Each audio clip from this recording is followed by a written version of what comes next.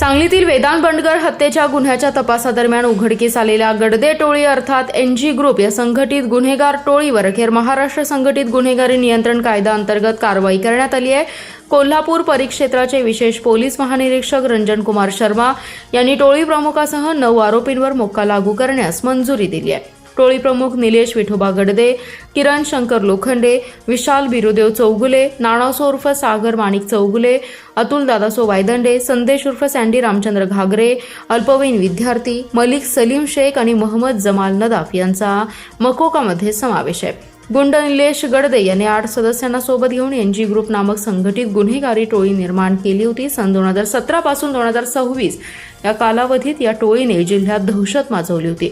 या टोळीवर खून, खुनाचा प्रयत्न, हाणामारी, अपहरण, विनयभंग, खंडणी, जीवे मारण्याची धमकी, अंमली पदार्थांची लागवड यांसारखे गुन्हे विविध पोलीस ठाण्यात दाखल आहेत। संजयनगर पोलीस ठाण्यात दाखल असलेला गुन्ह्याचा तपास पोलीस निरीक्षक संजीव झाडे यांच्या मार्गदर्शनाखाली करण्यात आला। या गुन्ह्यात एनजी ग्रुपमधील सर्वजण सहभागी असल्याचं पोलीस तपासात निष्पन्न झालं।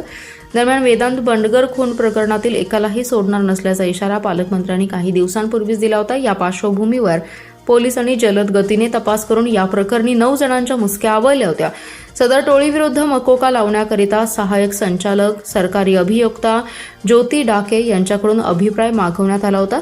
सदर प्रस्ताव निरीक्षक संजीव झाडे यांनी पोलीस अधीक्षक तुषार दोशी यांच्याकडे सादर केला। त्यांनी त्याचे अवलोकन करून तो कोल्हापूर परिक्षेत्राचे विशेष पोलीस महानिरीक्षक रंजन कुमार शर्मा यांच्याकडे पाठवला। त्यांनी मकोका लागू करण्यास मंजुरी दिली। या संपूर्ण कारवाईस विशेष पोलीस महानिरीक्षक रंजन कुमार शर्मा, अप्पर पोलीस अधीक्षक कल्पना बारवकर यांच्या मार्गदर्शनाखाली पोलीस निरीक्षक संजीव झाडे, सहाय्यक पोलीस निरीक्षक प्रशांत निशानदार, राजेंद्र यादव, पोलीस उपनिरीक्षक महादेव पोवार, कुमार पाटील, पोलीस अंमलदार बसवराज शिरगुप्पी, नागेश कांबळे, इम्रान मुल्ला, दीपक गट्टे यांनी सहभाग घेतला।